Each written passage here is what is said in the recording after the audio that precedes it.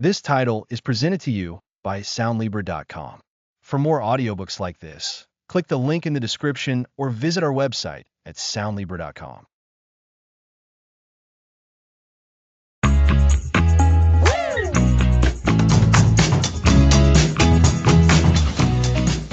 Welcome to Mastering Difficult Emotions. Before we dive in, just a quick heads up that while we're exploring mental health and wellness today, this series is for educational purposes only and isn't medical advice. Always consult with a professional for your specific needs. And I'm Lisa. We're so glad you're joining us for this journey. In this series, we'll explore those emotions that often feel tough to handle: anger, fear, and sadness. Those feelings that can sometimes make us feel overwhelmed or stuck. Right, Alex? We often think of these as negative emotions, and we try to push them away or avoid them. But what if that's not the best way?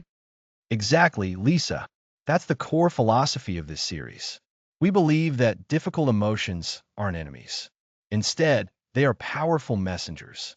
They carry vital information about ourselves and our experiences.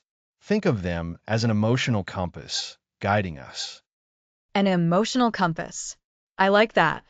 So, rather than trying to silence them, we need to learn how to listen to them? Precisely. When we learn to understand what an emotion is trying to tell us, we can respond in a way that's much more helpful and constructive. This allows us to move through challenges more effectively and build a more resilient inner life. It's about working with our emotions, not against them. So, for listeners who might be feeling a bit apprehensive or maybe even a little bit dismissive of the idea of working with difficult emotions, what can they expect to get out of this series? Great question, Lisa. Over the next episodes, we'll peel back the layers of anger, fear, and sadness. We'll explore the purpose behind each one. Why do we even feel anger? What's the evolutionary reason for fear? And what is sadness really trying to do? Understanding the why is foundational. So, it's not just about dwelling on the feeling, but understanding its root and its function. Absolutely. And then we'll move into practical strategies for navigating these emotions. We'll discuss how to recognize them, how to name them accurately, which is surprisingly powerful, and how to process them in healthy ways. We'll talk about integrating these feelings rather than just trying to work around them. Integrating them, that sounds like a big step. What does that mean in practice? It means allowing yourself to feel the emotion, understanding its message, and then taking appropriate action. For example, anger might be telling you that a boundary has been crossed. Instead of lashing out, we'll explore how to assert that boundary constructively. Fear might be signaling danger, and we'll learn how to assess that danger realistically and respond with courage. Sadness might be a signal to slow down, grieve a loss, and seek connection. It sounds like a very empowering approach. Because when we suppress these emotions, they don't just disappear, do they? They tend to fester or manifest in other, less helpful ways. That's a crucial point, Lisa. Suppressed emotions can lead to stress, anxiety, physical ailments, and strained relationships. By learning to work through them, we free up energy and create space for more positive emotions and a greater sense of well-being. We'll also be talking about emotional mapping, understanding how our emotions are connected to our physical sensations and our life experiences. Emotional mapping. So, even if we think we're feeling one thing, our bodies might be telling a different story? Exactly. Our bodies are incredibly wise. They often register emotions before our minds do. Learning to tune into those physical signals can give us early warnings and deeper insights. We'll also touch upon creating emotional resilience. This isn't about never feeling difficult emotions again, but about developing the capacity to bounce back from them stronger and wiser. Resilience. That feels like a lifelong practice, doesn't it? It truly is. And that's why relationships and support systems are so important. In later episodes, we'll discuss how to identify and cultivate those allies who can support you on your emotional journey. This series is designed to provide you with a roadmap, a toolkit, and a new perspective on your inner world. So, to recap for our listeners, this series, Mastering difficult emotions is about reframing our understanding of emotions like anger, fear, and sadness. We're going to learn that they are not our enemies, but rather valuable messengers. We'll explore their purposes, learn practical ways to name and process them, understand how our bodies signal emotions, and build resilience. And all of this will equip us to navigate our emotional landscape more effectively for a healthier and more fulfilling life. That's a perfect summary, Lisa. We have an incredible journey ahead, and we're excited to have you with us every step of the way. Our goal is for you to leave this series feeling more equipped, more confident, and more at peace with your emotional experience. It feels like a truly essential skill for navigating modern life. It absolutely is. So buckle up. It's time to dive in. In our next episode, we'll begin by looking at these unwanted guests a bit more closely: anger, fear, and sadness, and what makes them feel so difficult. Sounds like a great place to start. Indeed, it does. Next episode: the unwanted guests: anger, fear, and sadness.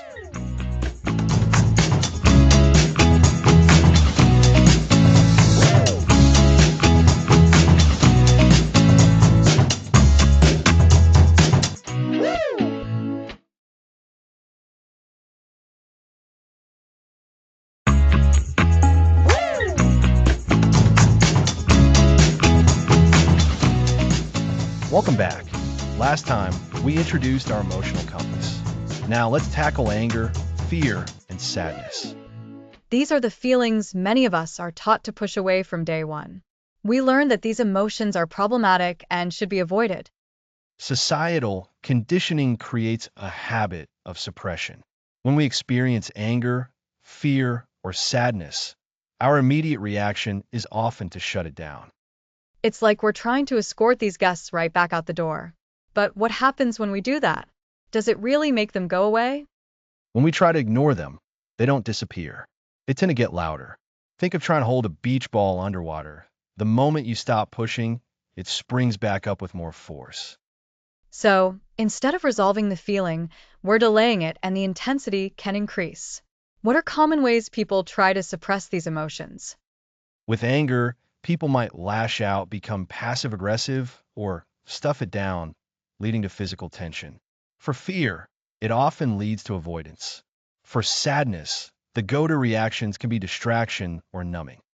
And it's not just in our minds, is it? These emotions have very real physical manifestations. Absolutely. Our bodies are incredibly sensitive. Anger can create heat and tension. Fear often brings a racing heart and shallow breathing, like a primal alarm system. Sadness can feel heavy, sluggish, and draining. The body is embodying these emotions. So, we're essentially at war with parts of ourselves, trying to silence these signals. It sounds exhausting. It is. And the irony is that these unwanted guests are often trying to tell us something important. Anger might signal a boundary has been crossed. Fear could be alerting us to potential danger. Sadness often arises when we've experienced loss, signaling a need for processing. It's a completely different way of looking at these emotions. Instead of judging them as bad, we see them as messengers. Precisely. And the first step is to stop trying to get rid of them. We need to shift our perspective from suppression to acceptance. This means acknowledging the feeling is present without immediate judgment. So, when we feel anger, instead of thinking, I shouldn't be angry, we could try, okay, anger is here right now. Exactly. A simple, non-judgmental observation. Then, instead of trying to fix it or push it away, we explore what it might be telling us. Is there a boundary that needs attention? An unmet need? And the same for fear. Acknowledging its presence. Fear is showing up. And then asking what this fear is alerting us to.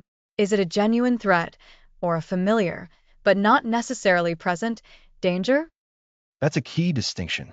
Fear often keeps us tethered to past experiences. Learning to differentiate helps us respond appropriately.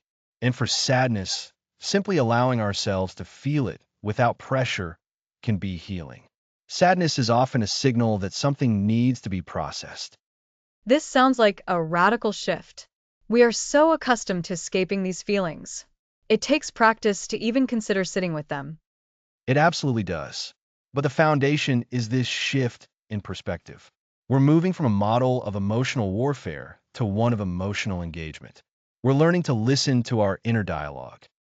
So, to recap, many of us are conditioned to view anger, fear, and sadness as unwanted guests that should be suppressed.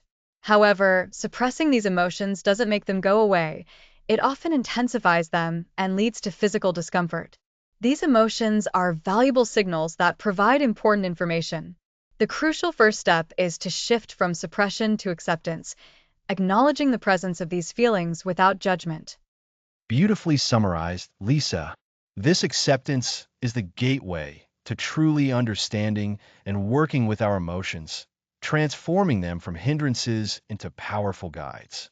Next episode, Unpacking Anger, the Fire Within.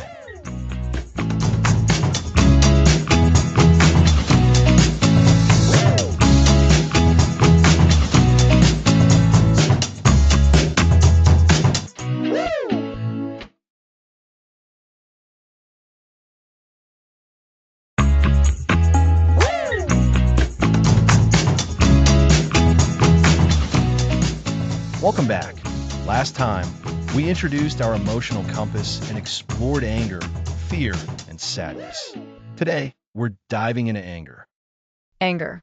It's an emotion that often gets a bad rap. We tend to see it as something negative, destructive, something to be suppressed. But is that the whole story? Absolutely not. Anger, at its core, is a signal. Think of it like a smoke alarm. When the alarm goes off, it's telling you there's something that needs your attention, something possibly dangerous. Anger often tells us that a boundary has been crossed, a need isn't being met, or that we perceive an injustice. So, it's not inherently bad? It has a purpose? Exactly. Before we explore how to navigate it, we need to understand its function. Purposeful anger can be a powerful motivator. It can fuel us to stand up for ourselves, to protect what's valuable, or to fight for a cause we believe in. It's a sign that our internal system has detected a problem. That's a much healthier way to look at it. So, when do we move from this purposeful anger to what we might call unhealthy anger? That's a crucial distinction. Unhealthy anger is often characterized by its intensity, its duration, and its destructiveness.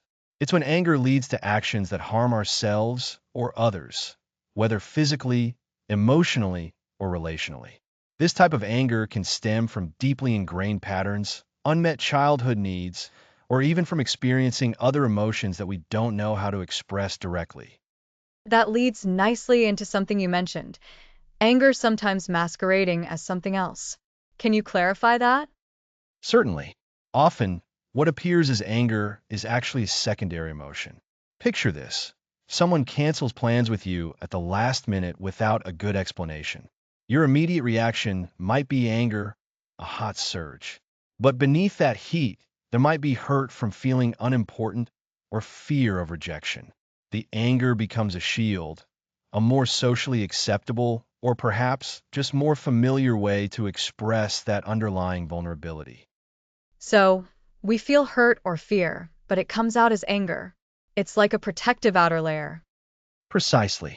We often learn to react with anger because it feels more powerful, or because we haven't learned healthy ways to express other emotions like sadness, disappointment, or even a quiet anxiety.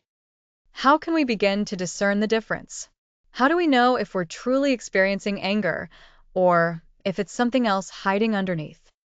The first step is developing awareness. This takes practice. When you feel that surge of anger, pause. Just for a moment. Don't react, just observe. Ask yourself, what is happening inside me right now? Is there a physical sensation of heat, a tightening in your chest or jaw? That's often anger. Now, gently probe further. What happened before this feeling arrived? What thought or situation triggered it? So, it's about self-observation in the moment. Yes. And then consider the context.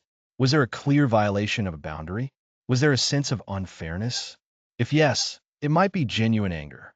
If you feel more of a sting, a sense of loss, or not of worry, it could be hurt or fear. Sometimes Anger is a response to feeling powerless. If you feel a deep sense of sadness about a situation, but it's being overshadowed by a strong, reactive urge to lash out, that might be sadness expressing itself indirectly. It sounds like we need to slow down our immediate reactions to get to the root. For listeners who are used to immediately expressing their anger, this might feel challenging. It absolutely is challenging, and it's a learned skill. Think of it like learning a new language. At first, it's clumsy and you make mistakes. But with practice, with patience, you become more fluent. We're not aiming to eliminate anger entirely, because that would be like trying to remove a vital organ. We're aiming to understand it, to speak its language, and to use it constructively. So, to recap for our listeners, anger isn't inherently bad. It often serves as a signal that a boundary has been violated, a need unmet, or an injustice perceived. Unhealthy anger, on the other hand, is destructive and often stems from deeper patterns or expresses other underlying emotions like hurt or fear. The key to navigating anger begins with developing self-awareness, pausing in moments of strong emotion, and gently questioning what's happening beneath the surface. That's a fantastic summary, Lisa. Understanding anger as a signal, rather than a villain, is the first monumental step. It allows us to look beyond the raw emotion and ask, what is this anger trying to tell me? And knowing that it might be a secondary emotion, a disguise for hurt or fear, opens up pathways for more accurate self-understanding and more effective ways of addressing our needs. It's a shift from saying, I'm so angry, to exploring, why am I feeling this anger, and what does it truly signify? Precisely. In our next episode, we'll build on this understanding. We'll move from unpacking anger to exploring practical strategies for navigating it. Next episode, From Fury to Fuel, Practical Anger Navigation. I'm really looking forward to that.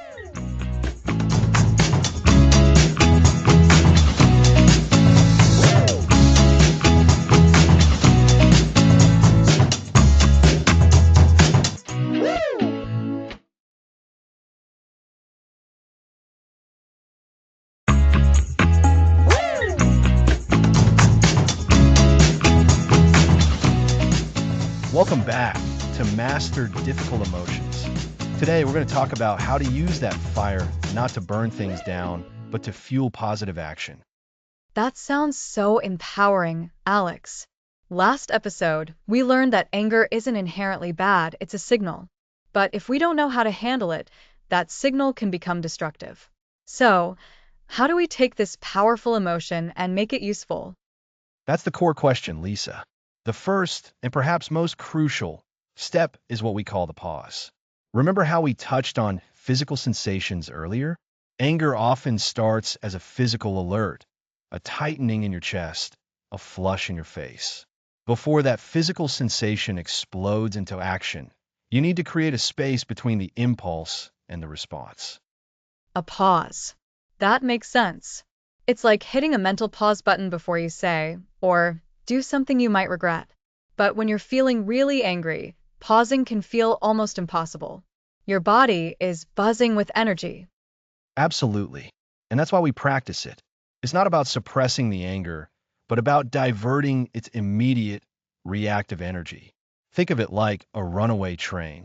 You can't just stop it instantly. You need to engage the brakes, perhaps a gentle application at first, then stronger. So, during this pause, what can you do? One technique is simply to take a slow, deep breath. Inhale for a count of 4, hold for 4, and exhale for 6. Repeat this a few times. This simple act can begin to calm your nervous system. A breath is so simple, yet powerful. So, the pause gives us a moment to regain control of our immediate reactions. What happens next? Next, we encourage emotional naming. This is where the phrase from fury to fuel really comes into play. Instead of just feeling a generalized, overwhelming angry, try to identify what you're angry about. Is it frustration? Disappointment? A feeling of injustice? Naming the specific emotion, even just to yourself, can significantly reduce its intensity. It's like taking a vague, scary monster and giving it a clear, identifiable shape.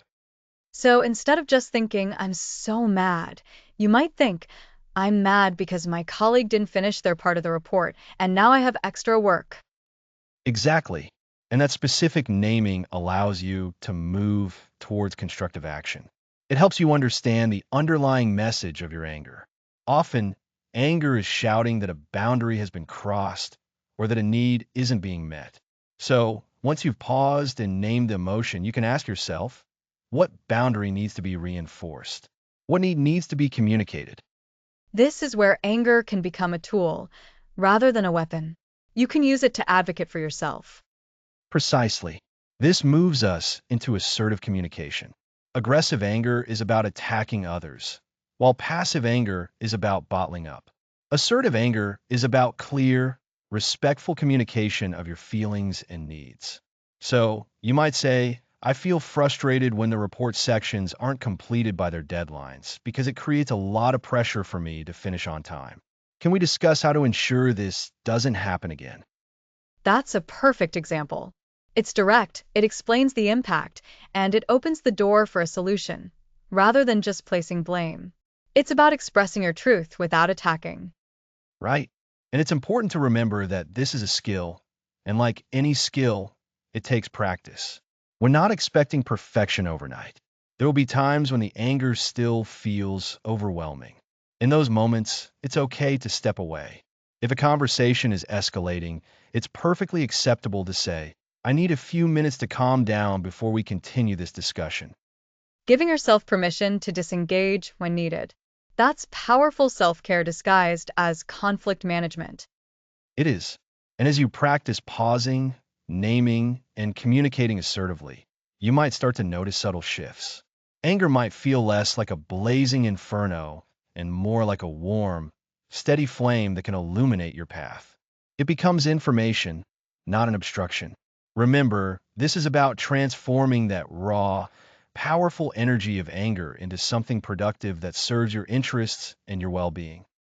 So, to recap, we're learning to first create a pause to interrupt the immediate reactive impulse. Second, name the specific emotion behind the anger to reduce its intensity and understand its root. And third, practice assertive communication to express boundaries and needs respectfully. That's a fantastic summary, Lisa. This process helps us to use anger as fuel for positive change, whether that's boundary setting, problem solving, or simply understanding ourselves better. It's about harnessing that inner energy rather than being consumed by it. It really is about transforming that potential for destruction into constructive energy. It's about navigating anger with skill and intention. And that's a crucial step in mastering difficult emotions. We're building a toolkit, and the ability to navigate anger is a cornerstone of that toolkit. Absolutely. So next time we feel that heat rising, we can remember the pause, the naming, and the path towards assertive expression. Exactly. Next episode, we'll be tackling the pervasive emotion of fear. We'll explore why it's such a fundamental part of the human experience and how it acts as our innate alarm system. Thanks for listening.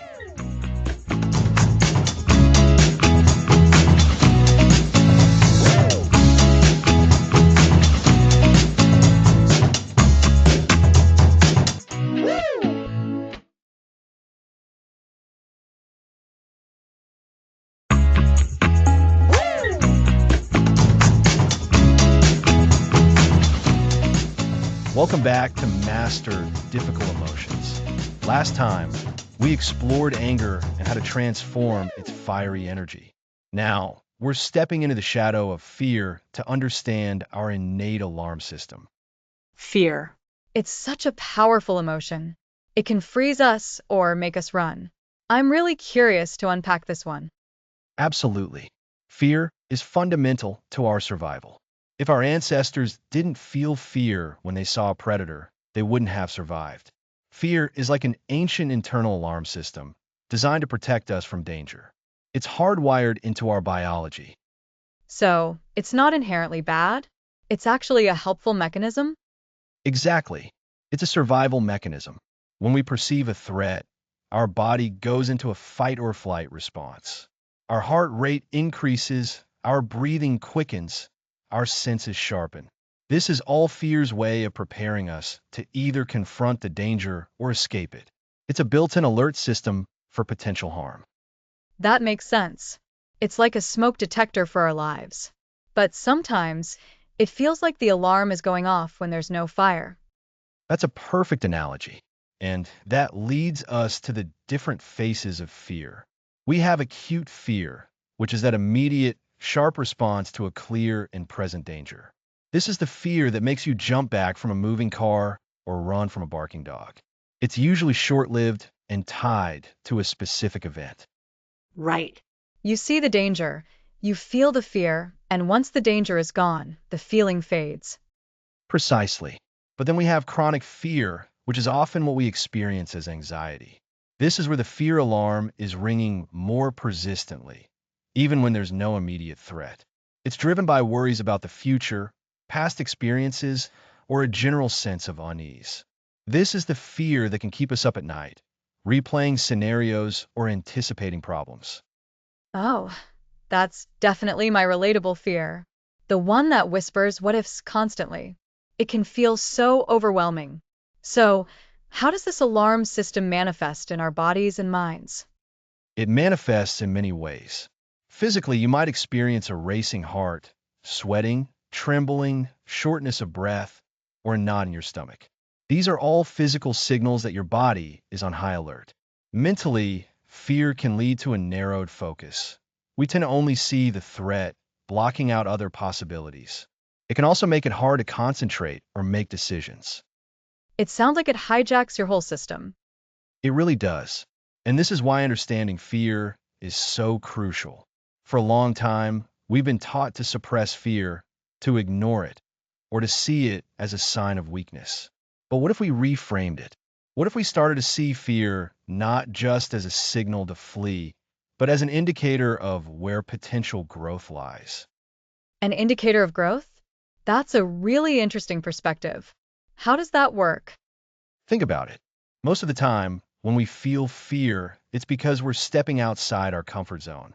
We're facing something new, challenging, or uncertain. If you're afraid of public speaking, but you push yourself to do it, you're not only overcoming the fear, but you're also developing a new skill. The edge of our comfort zone is often where the most significant personal development happens. So, the fear itself isn't the problem, but rather what we do with it. And perhaps recognizing what the fear is pointing towards. Exactly. Fear is an important signal, but it's not the entire message. It tells us something is significant, that something requires our attention. When we learn to listen to fear without letting it dictate our actions, we can understand what's truly important to us, what we value, and what we want to achieve. It can highlight our desires and our aspirations. So, instead of just recoiling from the alarm, we can pause and ask, okay, alarm, what are you trying to tell me about what's important here? That's the essence of it. It's about acknowledging the fear, understanding its evolutionary purpose, recognizing its physical and mental manifestations, and then shifting our perspective to see it as a potential guide. It's not about eliminating fear, because that's impossible and undesirable. It's about learning to navigate it, to dance with it, so it doesn't control us. This reframing is so powerful. It takes fear from being this immense, paralyzing monster into something that can actually be a catalyst for positive change. It can be. By understanding fear's ancient role as a protector, we can begin to trust our own internal alarm system again, but with a more discerning ear. Acute fear is a clear warning.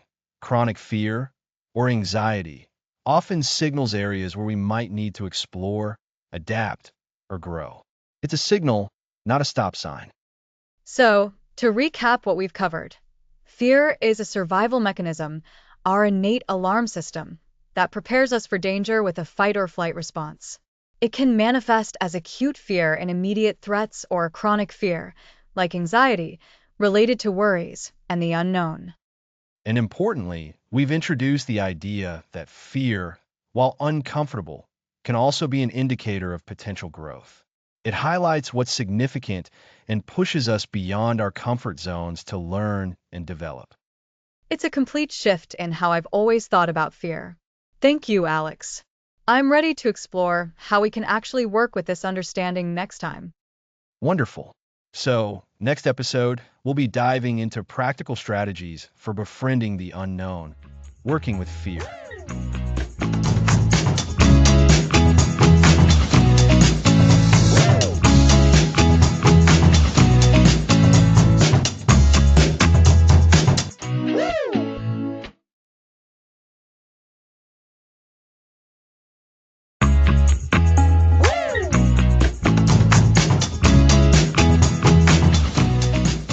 Welcome back to Master Difficult Emotions.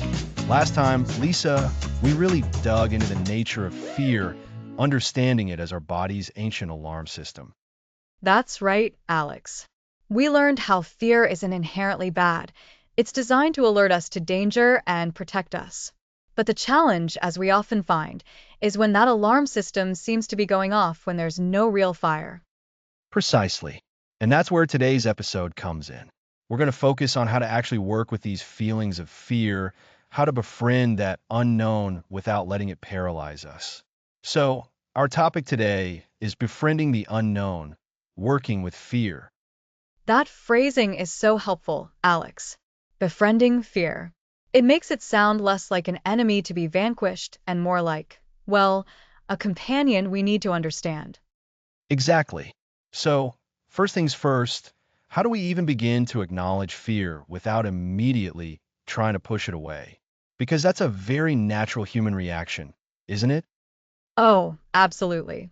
When fear creeps in, our instinct is to run, to distract ourselves, or to become angry about feeling scared. It feels uncomfortable, vulnerable. It does. But suppressing fear is like trying to hold a beach ball underwater. It takes a lot of energy, and eventually it's going to pop up, often with more force. So, the first step in working with fear is simply to acknowledge its presence. You can do this by simply saying to yourself, or even out loud, I am feeling fear right now. Just stating it. It feels surprisingly simple, but I can see how much power that has. It's like giving the feeling permission to be there rather than fighting it. Yes, it's an act of acceptance. And with that acceptance comes a little bit of space. Once you've acknowledged the fear, the next step is to try and understand what it's telling you. Remember how we talked about fear as an alarm? What is the alarm signaling? Is it a genuine threat? Is it a past trauma resurfacing? Or is it a fear of the unknown, of potential future outcomes? That's a crucial distinction, isn't it? Because the response to a bear in the woods is very different from the response to a presentation you have next week. Exactly. And often, our fears are about the future. They're thoughts about what might happen.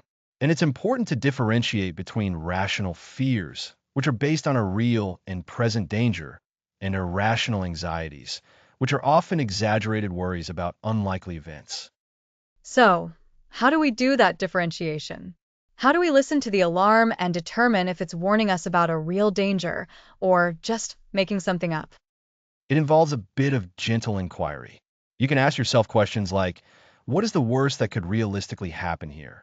And what is the probability of that worst case scenario actually occurring? Sometimes, just articulating these questions can help diffuse the intensity of the fear. If the worst case scenario is highly unlikely, or if it's something you could manage if it did happen, then the fear might be more of an anxiety. That makes sense.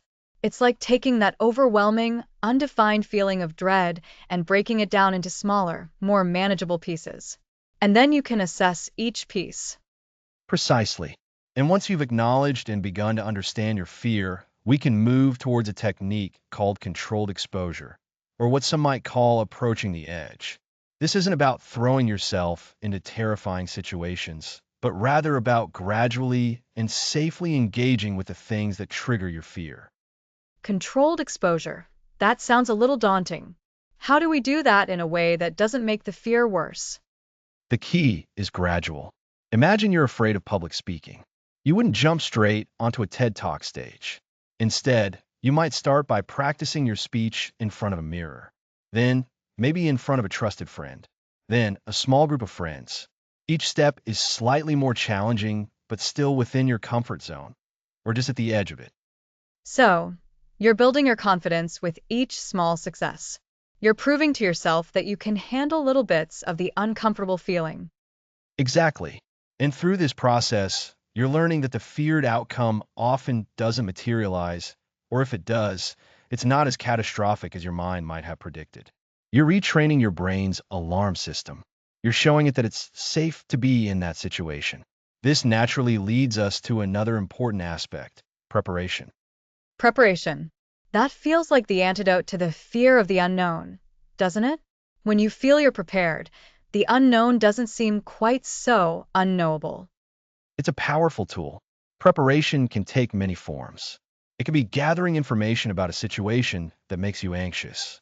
It can be practicing a skill that will be needed. Or it can be simply making a plan for how you will cope if your fears do arise. This preparation can significantly reduce the perceived threat of the unknown. So, if I'm anxious about a new job, preparation might look like researching the company, understanding the role, maybe even practicing common interview questions. Absolutely.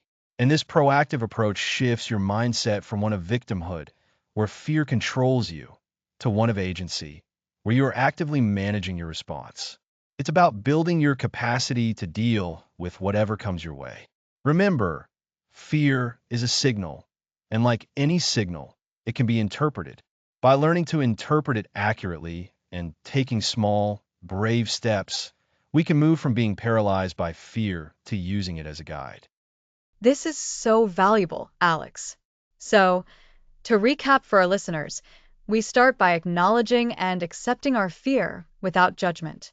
Then, we gently inquire about what the fear is truly signaling, distinguishing between rational threats and anxieties. Following this, we can look at controlled exposure to gradually desensitize ourselves to feared situations. And finally, proactive preparation helps to reduce the power of the unknown. That's a perfect summary, Lisa. It's a journey of understanding and courageous action, not one of immediate eradication. We're not aiming to eliminate fear entirely, but to integrate it, to learn to live with it in a way that doesn't hold us back. It really is about building a new relationship with that feeling. Thank you, Alex. My pleasure. Next time, we'll be shifting our focus from fear to its often close companion, sadness. We'll explore its purpose and how it serves as a portal to processing our experiences.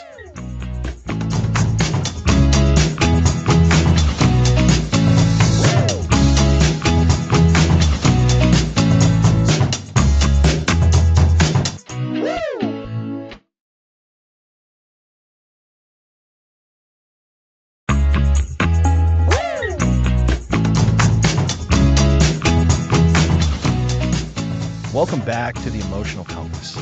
Today, we explore Episode 7, The Weight of Sadness, a portal to processing. It feels like a natural progression, doesn't it, Alex? We've wrestled with anger, we've faced fear, and now we're ready to turn our attention to sadness. But I think for many people, sadness feels heavy. Something to push away as quickly as possible. That's a really common experience.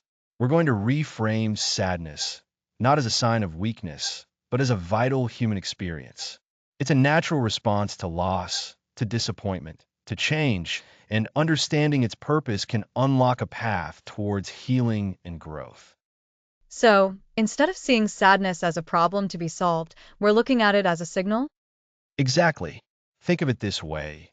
When we experience a physical injury, our bodies have a natural healing process. Sadness serves a similar function for our emotional well-being. It arises when something significant has been lost or is no longer as it was. And when we try to ignore that signal, to push the sadness away, what happens then? Does the wound just fester? That's a great analogy. Often, when we suppress sadness, we're not truly healing the underlying cause. We're just masking the symptom. This can lead to prolonged suffering, where we get stuck in a state of low-grade melancholy, or worse, it can manifest in other ways: anxiety, irritability, or even physical ailments. So, Perhaps the key isn't to stop feeling sad, but to learn how to feel sadness, to allow it to move through us. Precisely. And this brings us to a core concept, the power of emotional naming. Remember when we discussed how simply identifying and labeling an emotion can be the first step towards managing it? When it comes to sadness, this act of naming is crucial. Instead of saying, I feel bad, being able to articulate, I feel sad because, gives us power. Ah, yes. So, when that wave of sadness washes over you, the first action isn't to fight it, but to pause and say, okay, I am feeling sadness right now. And it might be because of X, Y, or Z. Exactly. And following that naming, we encounter the idea of sitting with discomfort. This is where we can truly begin to process. Imagine sadness is like a heavy blanket. Our natural inclination is to shrug it off. But what if instead we carefully, gently sat down with that blanket for a while? That sounds counterintuitive to me, frankly. Sitting with discomfort? It feels like leaning into the pain. It can feel that way initially, but this isn't about wallowing. It's about honoring the emotion and allowing it to tell its story. When we allow ourselves to feel sad, without judgment, we create the space for it to move through us. It's like a river. If you dam it up, it will eventually overflow. But if you let it flow, it finds its course. So, the weight of sadness isn't necessarily a negative thing to be avoided, but rather it's the very substance that needs to be processed. That's a beautiful way to put it. The weight is the indicator that something important needs our attention. By sitting with that weight, by allowing the natural process of grieving or disappointment to occur, we can achieve a release. This release isn't the absence of sadness, but rather the easing of the overwhelming burden it can impose when suppressed. It's about moving through the sadness, not around it. And this processing, this allowing must be unique for everyone, right? There's no one-size-fits-all timeline for sadness. Absolutely. There's no stopwatch for sadness. What's important is the willingness to engage with it, to acknowledge its presence, and to allow it to guide us. It's a deeply personal journey. And the more we practice this, naming the emotion, sitting with the discomfort, allowing the flow, the more adept we become at navigating these deeper emotional waters. So, to recap, sadness is a natural, vital human emotion, often a signal of loss or change. Suppressing it can lead to prolonged suffering. The first step is to name the emotion, to identify what we're feeling and why. Then, instead of fighting it, we can learn to sit with the discomfort, allowing the sadness to flow through us, like a river finding its course. This process leads to a release, not the eradication of sadness, but the easing of its oppressive weight. That's a perfect summary, Lisa. And by embracing sadness as a gateway to processing, we're not surrendering to it. We're engaging with it wisely, moving towards healing and a more resilient emotional self. It really shifts the perspective from, I am sad, to I am feeling sadness, and it's okay. Indeed. Next episode, we'll explore the gentle release of moving through sadness, building on these foundational ideas.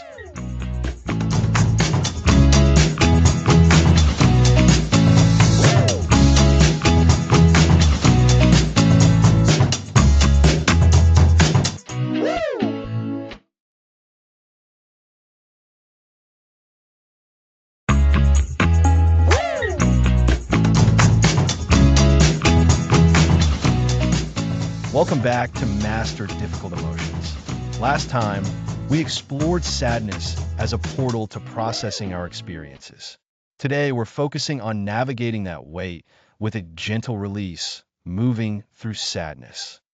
We spent episode 7 understanding sadness as a natural signal that something matters to us. Now, how do we actually move through it when it feels heavy? The core idea is to allow ourselves to feel it. Our instinct is often to push it away, but true release comes from acknowledging and experiencing it rather than resisting it. So, it's not about stuffing it down, but about creating a safe container for it? Exactly. Think of it like a gentle rain shower. You acknowledge the sadness, perhaps by saying, I'm feeling sad right now, and then give yourself permission to feel that. That permission is key. We often judge ourselves for feeling sad, telling ourselves we should be over it. Precisely. That self-criticism adds difficulty. When we're experiencing sadness over a loss, whether it's a relationship, opportunity, or change, it's important to honor that grief. What might honoring the grief look like in practice? It can be as simple as setting aside time to sit with your feelings. Find a comfortable place, allow emotions to arise. You could journal or notice physical sensations without trying to change them. So, the focus is on gentle self-care, not necessarily cheer yourself up activities. Exactly. It's about a gentle release through activities that nourish your system. Perhaps a quiet walk in nature, listening to music that matches your mood, or a creative activity like painting to express what's present. It sounds like a practice of self-compassion, offering ourselves kindness. Compassion is vital, and seeking support is also important, but it's about seeking support without becoming enmeshed. I interpret that as finding people who can listen and comfort, but not people who get so caught up in your sadness that it becomes overwhelming, or people who try to solve your problems instead of just being present. That's a great way to put it. We want supportive presence, an empathetic ear. This could be a friend, family member, or therapist. The key is that this support helps your own processing, not substitutes for it. So, it's finding that balance between internal processing and external connection. Precisely. And as we move through sadness, a profound aspect often emerges, the potential for finding meaning and wisdom within it. How can sadness, which feels so painful, lead to wisdom? Sadness often arises when we experience a loss that matters. It highlights our values. If you're sad about a friendship ending, it might reveal how much you value connection. By gently exploring the sadness, we gain insight into what is truly important to us. It's like the sadness is a messenger telling us something important about ourselves. Exactly. And over time, as we practice these gentle release techniques, allowing ourselves to feel, engaging in compassionate self-care, seeking thoughtful support, and reflecting on meaning, we build a different relationship with sadness. It becomes less of a storm and more of a passing cloud, one that can bring wisdom. So, to recap, moving through sadness involves allowing yourself to feel it without judgment, practicing gentle self-care, seeking supportive connections that don't become enmeshed, and reflecting on the meaning and wisdom within the experience. It's about honoring, not resisting. Beautifully summarized. It's about recognizing that sadness isn't a sign of failure, but a testament to our capacity for depth and care. We are not broken for feeling sad. We are human.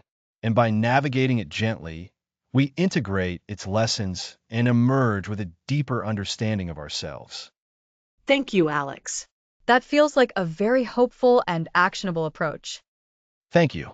Next episode, we'll be exploring how our bodies remember our emotions and how we can start mapping those physical sensations.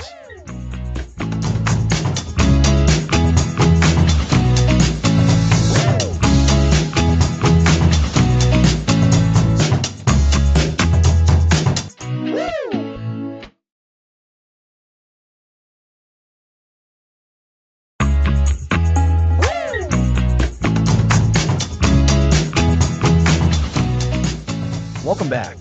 Last time, we explored how to gently move through sadness. Today, we're diving into how our bodies remember and express emotions. That's right, Alex. We're talking about emotional mapping, how physical sensations are direct pathways to understanding what we're truly feeling. It's like our bodies sending us secret messages. Exactly. Think about it. When you're scared, does your heart race? Do your palms get sweaty? When you're angry, do you feel tension in your shoulders or jaw? These aren't random. These are your body's way of responding to emotions, often before your mind catches up. It's so true. Sometimes I'll feel a tightness in my chest and then realize, oh, That's because I'm feeling anxious about this upcoming meeting. The physical feeling came first. Precisely. And that's the core of emotional mapping. It's about learning to tune into those physical sensations to become a detective of your own internal landscape. In episode 2, we touched on anger, fear, and sadness as the unwanted guests. We talked about how they manifest physically. Today, we're building on that. We're not just acknowledging these guests, we're learning their language, which is often written in our bodies. So, instead of just feeling that tightness in your chest and trying to ignore it, we're encouraged to explore it. What does this tightness feel like? Is it a sharp pinch, a dull ache, a heavy weight? Yes, Lisa, those are the kinds of questions we need to ask ourselves. The physical sensations are the raw data. By carefully observing them, we can start to decipher what emotion our body is trying to tell us is present. It's a way of working with our emotions, not trying to push them away or just work around them. Remember our discussion about working through versus working around? This is a perfect example of working through. Can you give us some examples of how emotions map onto the body? Absolutely. Let's revisit anger. We often feel it as heat, a surge of energy. It can manifest as clenched fists, a tight jaw, a flushed face, or a knot in our stomach. When we feel these sensations, we can pause and say, okay, my body is telling me there's anger here. And fear? We talked about that in episode 5. Fear often shows up as a cold sensation, a gripping feeling. It can make your stomach drop, your legs feel weak, or even cause a sense of hollowness. You might notice rapid breathing, a racing heart, or trembling. These are all physical signals of fear.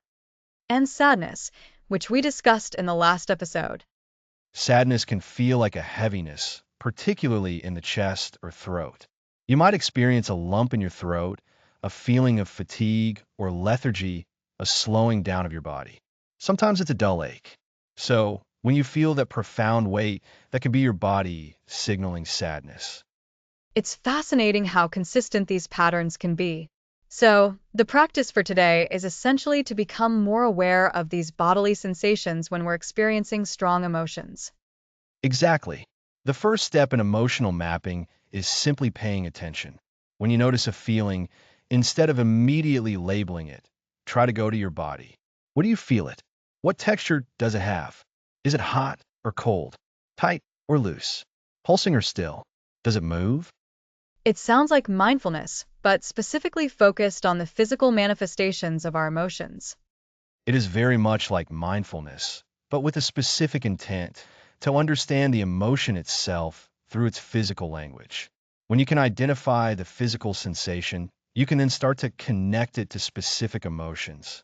For example, if you feel a tightening in your chest and a racing heart, you might recognize that as fear or anxiety.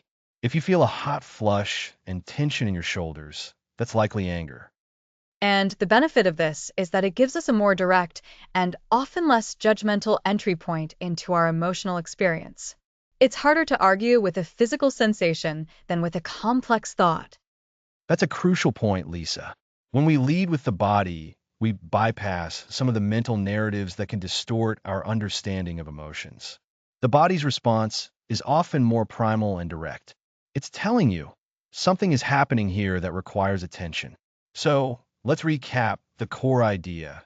Our bodies hold emotional memories and express emotions through physical sensations. By learning to map these sensations, we gain a clearer understanding of what we're feeling. This involves paying close attention to where in your body you feel an emotion, what it feels like, its temperature, texture, and movement, and then using that information to identify the specific emotion. This practice helps us engage with our emotions directly, allowing us to work through them more effectively. So, when you feel that familiar ache in your stomach before a job interview, you can think, okay, that's the physical signal of nervousness or apprehension, and then you can begin to address it from there. It's like having an early warning system and a precise diagnostic tool all in one. Precisely. It's about building a richer, more nuanced emotional vocabulary that includes the language of the body. This is a foundational skill for emotional resilience, which we'll explore more in later episodes. particularly in episode 12. It's so empowering to think that we can learn to understand ourselves better by simply listening to our physical selves. Indeed, it's a journey of self-discovery that's happening within us all the time. We just need to learn how to pay attention. Next episode, the art of emotional naming and labeling.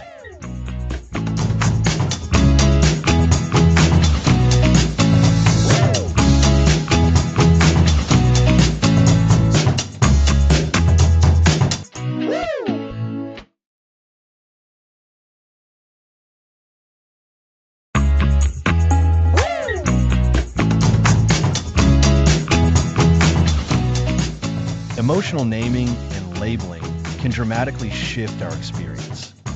Welcome back to Master Difficult Emotions. Last time, we explored how our bodies store and remember our emotional experiences. Today, we're diving into something that sounds simple, but is incredibly powerful: the art of emotional naming and labeling. That's right, Alex. We've touched on this before, especially when we talked about navigating anger and sadness, but today we're focusing specifically on how we name our feelings and why it matters so much. It's like having the right tool for the job. You wouldn't try to hammer a nail with a screwdriver, would you? Exactly, Lisa. And similarly, we often have a very limited toolkit when it comes to naming our emotions. Most of us learn to get by with a few broad strokes: happy, sad, angry, stressed. But what happens when our true feeling is more nuanced than that? Well, I think we tend to either oversimplify or just feel generally overwhelmed, right? If I'm not just sad, but I'm feeling a deep sense of loss mixed with disappointment and a touch of loneliness, just saying, I'm sad, doesn't quite capture the whole picture. Precisely. And this is where the power of precise emotional naming comes in. When we can accurately label our feelings, we begin to take a significant step toward managing them. Think about early episodes where we discussed anger. If you just feel angry, it's a big, undifferentiated blob of intensity. But if you can name it as frustration, perhaps because a plan didn't work out, or resentment, because you feel treated unfairly, that changes everything. So, by getting more specific, we're essentially breaking down that big, overwhelming blob into smaller, more manageable pieces? That's a great way to put it. When you can label an emotion with more accuracy, moving beyond upset to something like irritated, discouraged, anxious, or insecure, you start to de-escalate its intensity. It's like turning down the volume on a loud piece of music. The feeling itself doesn't disappear, but its overwhelming power diminishes. That makes so much sense. It's like the name itself gives us a handle to hold on to. Instead of being swept away by a wave, we can see what kind of wave it is and how to navigate it. Exactly. And with that clarity comes the ability to problem solve more effectively. If you label your feeling as anxious because of an upcoming presentation, you know to focus on preparation and practice. If you label it as resentful because a colleague took credit for your work, you know the issue is about fairness and acknowledgement, and you can address that specific situation. So, it's not just about feeling better, it's also about being able to figure out why we're feeling a certain way and what we can do about it. A more precise name leads to a more targeted solution. Absolutely.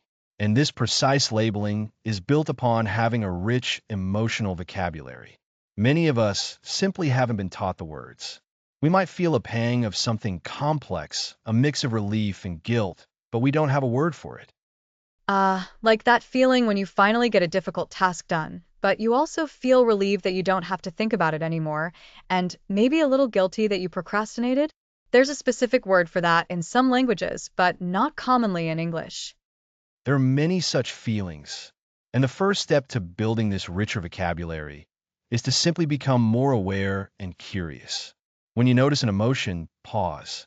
Don't just slap a generic label on it. Ask yourself, what is this really? Is it anger? Or is it disappointment? Is it fear? Or is it apprehension? And how do we expand that vocabulary when we feel like we're stuck with the basics? There are several ways. One is to actively seek out more nuanced emotional words. You can find lists of emotions online or in books that focus on emotional intelligence.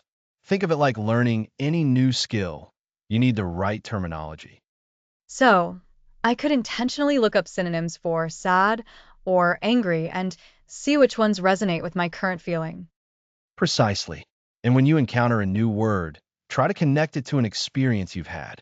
For instance, if you read the word ennui, which is a feeling of weariness and dissatisfaction, picture a time when you felt deep boredom or a lack of purpose. Associate the word with the feeling. That's a great tip. Connect the word to a personal memory or scenario. It's like creating a mental anchor. Exactly. Another exercise is to pay attention to how characters in books or movies express their feelings. Often, writers use very specific language to describe emotions, and you can learn a lot from them. Were they feeling beyond just happy or sad? Are they feeling triumphant, wistful, indignant, or ambivalent? I can see that. It's like observing others to learn. And I suppose it's also about being patient with ourselves, right? We're not going to suddenly have a perfect emotional vocabulary overnight. Absolutely. It's a practice. And you might find that sometimes, even with a rich vocabulary, you're still struggling to pinpoint an emotion. That's okay. The important thing is the effort to label with increasing precision. Even a slight improvement in accuracy can make a difference.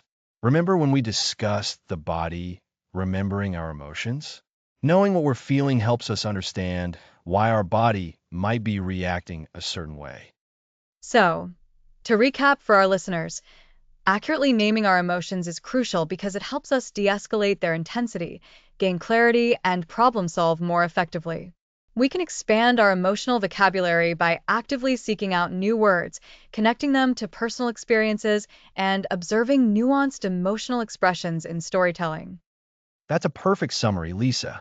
Don't underestimate the power of a well-chosen word to transform how you experience an emotion. It's a foundational skill for navigating difficult feelings and building a more resilient emotional landscape. It truly is.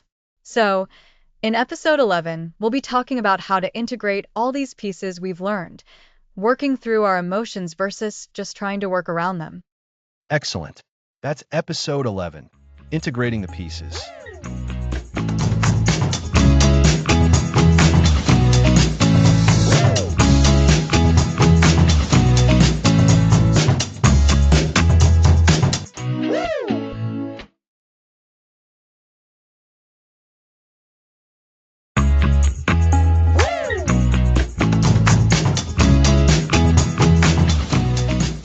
Welcome back to Mastering Difficult Emotions. Today we integrate skills. This distinction is crucial, Alex. Working around emotions is like putting up temporary barriers. The emotion is still there, the pressure builds. Working through means processing, understanding its message, and allowing it to pass. Think about anger. Remember when it felt like a wildfire? Anger often signals a boundary crossed or a need unmet. Suppressing anger or working around it by ignoring the situation doesn't solve the core issue. It can lead to bitterness or an explosive reaction later. Exactly. Working through anger means identifying the trigger, understanding the specific boundary or unmet need. We use our learned tools, naming it, I am feeling intensely angry, and body mapping to locate that tension. Then, we choose a constructive response, not a reactive one. Precisely. A constructive response acknowledges the anger and its message, then guides our actions respectfully. It's about transformation, not just temporary relief. We see this with fear too. Fear is our alarm system, designed for protection. But sometimes it's oversensitive, triggering on lesser threats. Working around fear means avoiding what makes us anxious: social events, new chances, hard talks. Yes, this avoidance, working around, offers fleeting comfort but shrinks our world. When we work through fear, we acknowledge it. We notice physical signs, the racing heart. We name it. I'm feeling anxious about this. Then we can question the fear. Is this a real danger or a perceived one? That's the differentiator. Working through fear isn't about eliminating it, as some fear is healthy. It's about understanding its root, allowing us to respond with courage, not panic. It shows us we can face our fears and come out stronger, or at least with more self-awareness. Let's consider sadness. It often arises from loss, disappointment, or unmet longings. Working around sadness means constant distraction, busyness, entertainment, or substances to numb the ache. It's a way to avoid that heavy feeling. But that weight lingers. So, working through sadness involves allowing ourselves to feel it without judgment. It's accepting sorrow. Naming and labeling are key. I am feeling a deep sadness right now. Body mapping might show chest tightness or limb heaviness. By sitting with that sadness, gently exploring its origins, we let it fulfill its purpose. Sadness helps process loss, fosters empathy, and guides us to what matters. Working through it moves us beyond sorrow, integrating lessons for inner peace. It's like nourishing rain, not destructive flood. So, to recap, working around emotions often involves avoidance, suppression, or distraction. It's a temporary fix, not addressing the root cause, leading to future issues. It's like sweeping dust under the rug. Whereas working through emotions means acknowledging their presence, understanding their message, and allowing them to be processed.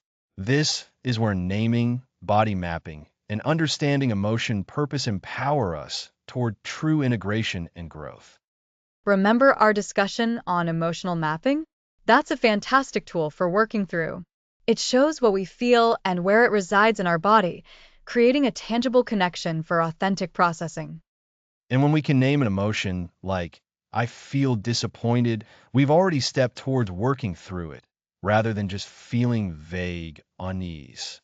Labeling gives us power over the emotion. It's about creating an inner space where difficult emotions are messengers, not enemies. Understanding them allows them to pass through, leaving lessons and wholeness. It transforms unwelcome guests into teachers. This ongoing integration of working through emotions builds resilience. It's not about never feeling anger, fear, or sadness, but about navigating them constructively. It's about building a resilient heart. And that's precisely what we'll explore in our next episode, focusing on cultivating that resilience as a lifelong practice. Next episode, Cultivating Emotional Resilience, a Lifelong Practice.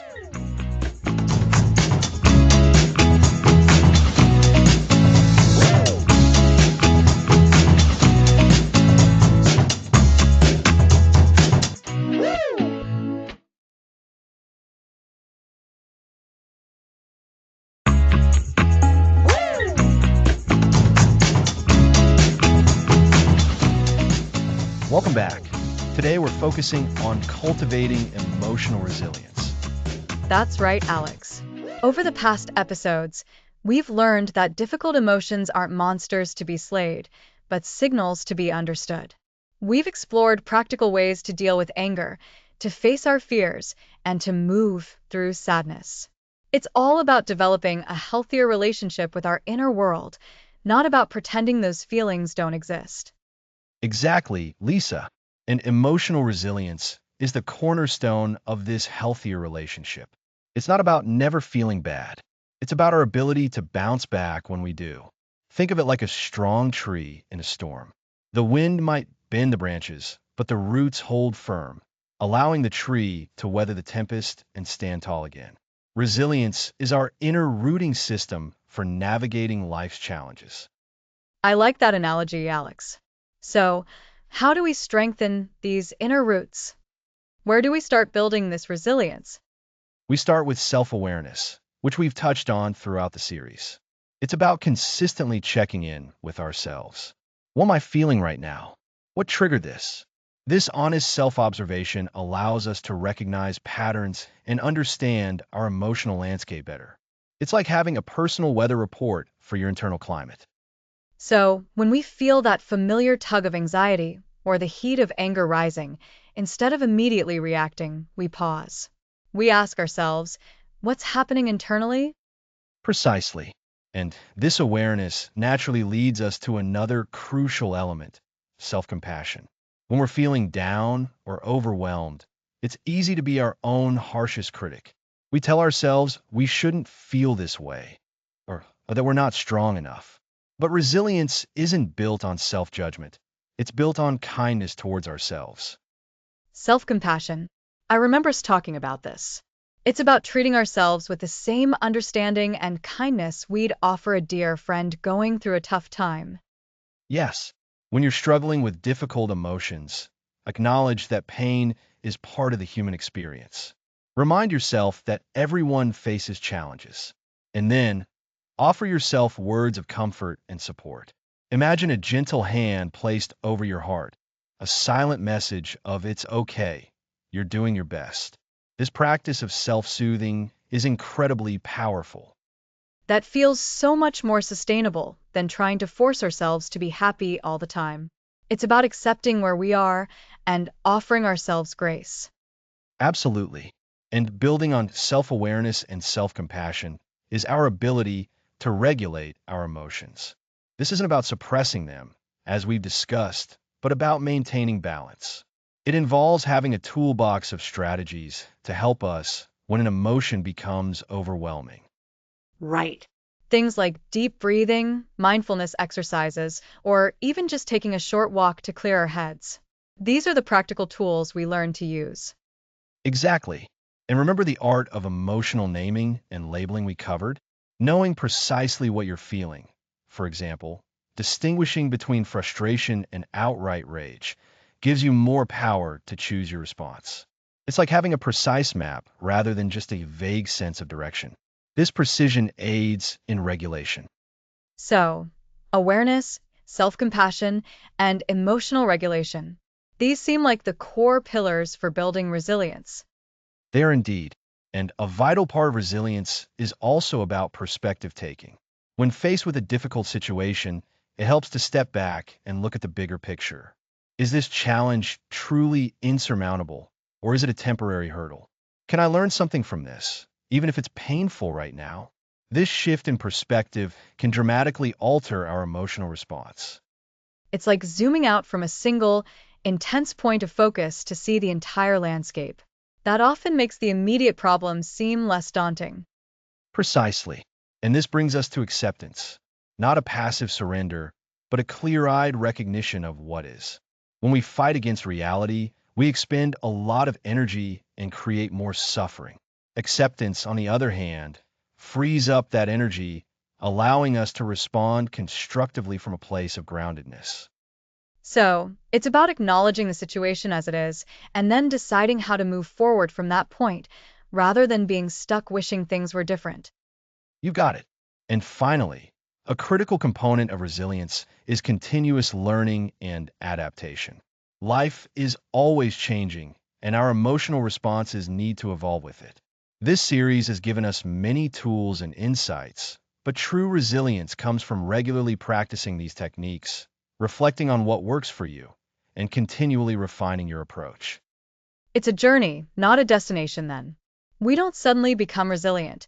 We cultivate it daily through our choices and our practice. That's the perfect way to put it, Lisa. It's a lifelong practice of being present with our emotions, treating ourselves with kindness, managing our reactions, and maintaining a hopeful, flexible perspective. It's about trusting in our capacity to navigate whatever life throws our way, learning and growing along the way. Remember, the tools we've discussed are not a cure, but guides to a more balanced and fulfilling emotional life.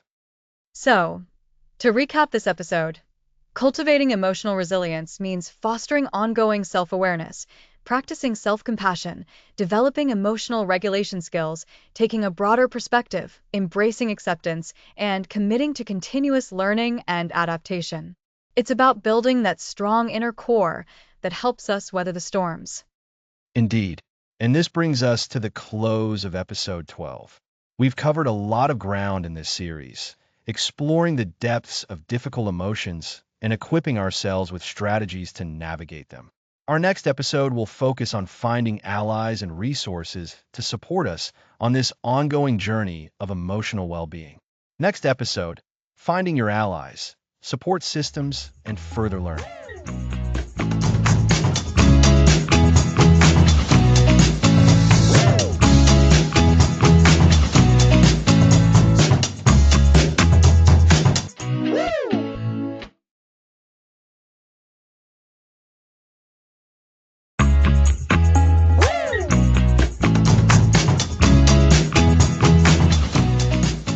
Welcome back, everyone, to Master Difficult Emotions. We dove deep into cultivating emotional resilience last time. Today, we're talking about finding your allies for continued learning. It's easy to feel like we have to go it alone when faced with intense emotions. But as we've seen, understanding these feelings is a process, and having others by our side can make all the difference. Absolutely. Think of emotional resilience not as a solitary act, but as a shared endeavor. We've spent time on internal tools. Now, let's explore external resources that amplify our strength. Our first allies are often the ones closest to us, friends and family. It sounds simple, but how do we effectively lean on friends and family when we're struggling? Sometimes, even those we're closest to don't quite understand. That's a great point. The key is thoughtful communication. Be clear about what you need. Instead of saying, I'm feeling bad, try, I'm feeling really overwhelmed by anxiety right now, and I could really use someone to just listen without trying to fix it. Or, I'm feeling a surge of anger, and I just need a few minutes of quiet space. This helps your loved ones understand how to best support you. So, it's about giving specific guidance rather than a general plea for help. That makes a lot of sense. It empowers them to help you in a way that's actually beneficial. Precisely. And it's also important to remember that our friends and family aren't always equipped to be our sole emotional support. There are times when professional help is not just beneficial, but necessary. We're talking about therapists, counselors, and mental health professionals. This is a big one. Many people feel a stigma around seeking professional help for emotional challenges. But as we've learned, anger, fear, and sadness are powerful forces. When they become persistent or overwhelming, seeking professional guidance is a sign of strength. Exactly. A therapist provides a safe, neutral space to explore the root causes of your emotional patterns. They have the training and tools to help you unpack complex feelings, develop coping mechanisms, and even identify underlying issues that might be contributing to your struggles. Remember our discussions about emotional mapping and labeling? A professional can guide you through that process. And they can offer perspectives we might not see ourselves. When we're in the middle of an emotional storm, it's hard to see the shore. A therapist acts like a skilled navigator. That's a perfect analogy, Lisa. They can help you understand your emotional compass, but from a more informed and experienced vantage point. They can also help you develop strategies for managing those difficult emotions, much like we explored in earlier episodes, but with personalized techniques. And beyond one-on-one therapy, there are also group settings. Support groups can be incredibly powerful. Oh, absolutely. Support groups offer a unique form of connection. You're with people who truly understand what you're going through because they're experiencing it too, or they have successfully navigated it. This shared experience fosters a sense of belonging and can significantly reduce feelings of isolation. It's that feeling of I'm not alone in this. Knowing others have faced similar battles and found a way through can be incredibly hopeful. It really is. And beyond immediate support systems, there's a vast landscape of resources for continued learning. This journey of emotional mastery doesn't end with understanding the basics. It's a lifelong practice. So, where can people continue to learn and grow after the series? There are many avenues. Books, of course, are a fantastic resource. Look for authors who resonate with you and whose approaches align with what you found helpful. I always appreciate a good book recommendation. Are there other forms of learning? Definitely. Online courses and workshops are abundant. Many universities and educational platforms offer courses on emotional intelligence, stress management, and related techniques. These can provide structured learning and practical exercises. Podcasts, like this one, are also a treasure trove of information. You can find experts discussing specific emotions, therapeutic modalities, and personal growth strategies. So, it's about staying curious and actively seeking out knowledge. We've armed our listeners with a strong foundation on understanding and navigating anger, fear, and sadness. Now, it's about continuing to build on that foundation. Exactly. Think of it like tending a garden. We've planted the seeds and understood the soil. Now it's about watering, weeding, and nurturing that growth. This includes continuing to challenge ourselves, to practice self-compassion, and to be open to new insights. Remember our discussion on cultivating emotional resilience? This is the ongoing application of those principles, supported by our community and continuous learning. We've come so far in the series, Alex. We started by acknowledging the often unwanted guests in our emotional lives: anger, fear, and sadness. We unpacked each one, learning to understand their origins and how to navigate them without letting them control us. We explored how our bodies remember our emotions, the power of naming and labeling our feelings, and the crucial difference between working through emotions versus just working around them. And throughout it all, we've emphasized building that inner resilience. Today, we've reinforced that this resilience is amplified by seeking support from friends, family, and professionals, and by committing to lifelong learning. It's about recognizing that we are not alone on this path. Emotional mastery is an ongoing process, a beautiful unfolding of self-awareness and connection. It truly is. And as we approach our final episode, it's encouraging to know that even the most difficult emotions can lead us to a place of greater understanding and peace.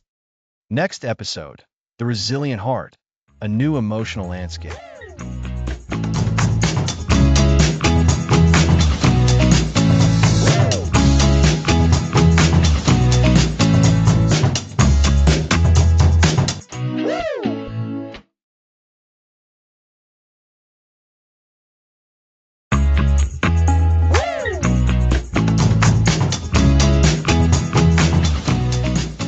Welcome to your emotional compass for navigating anger, fear, and sadness. It's been quite a journey, Alex.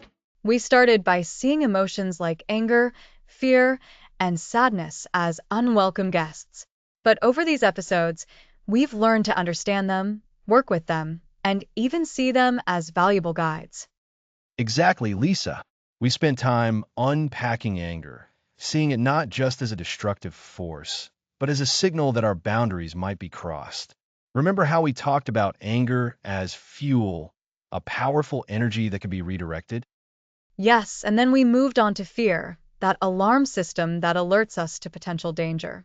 Instead of running from it, we learned to acknowledge it, to understand its message, and to take brave steps forward, even when we felt that knot in our stomach. That's right. And sadness, that heavy blanket. We explored how sitting with sadness, rather than pushing it away, allows us to process loss and move towards healing. It's a natural part of life, a signal that something significant has happened. A key concept for me was emotional mapping, helping us connect our feelings to physical sensations in our bodies. It's like the body keeps a record, and by paying attention, we can better understand what our emotions are telling us. And from there, we learn the power of emotional naming. Simply putting a name to what we're feeling, I'm feeling frustrated, or I'm experiencing disappointment, can significantly lessen its intensity. It gives us a sense of control and clarity. Then we discuss the difference between working through emotions versus working around them. Working through means facing the feeling, understanding its roots, and allowing it to naturally resolve. Working around often involves avoidance, which can lead to those feelings resurfacing later. This naturally leads us to cultivating emotional resilience. Resilience isn't about never feeling difficult emotions. It's about our capacity to bounce back, to adapt, and to maintain our well-being in the face of adversity. It's about having the skills we've discussed. So, how do we continue to build this resilience? It involves consistently practicing the techniques we've shared, checking in with our bodies, naming our emotions, and allowing ourselves to feel them without judgment. It's a daily practice like tending a garden. You have to keep nurturing it. And it's also about recognizing that we don't have to do this alone. We talked about finding allies, friends, family, support groups, or even professional help. These connections provide comfort, perspective, and strength. Remember our discussion on further learning? There's so many resources available. It's a beautiful shift in perspective, isn't it? We've gone from viewing anger, fear, and sadness as enemies to be conquered, to seeing them as insightful allies on our life's journey. They offer valuable information about our needs, our boundaries, and our values. Building a resilient heart means embracing the full spectrum of our emotions.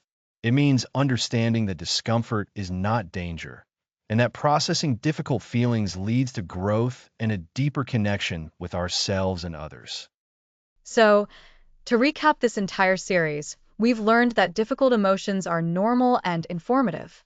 We've explored practical ways to navigate anger, fear, and sadness by understanding their purpose and learning to sit with them.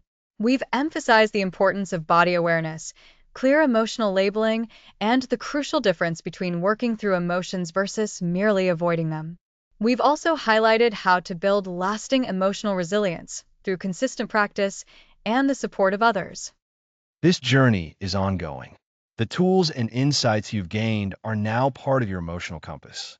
Trust its direction, be patient with yourself, and continue to explore your inner landscape with curiosity and courage.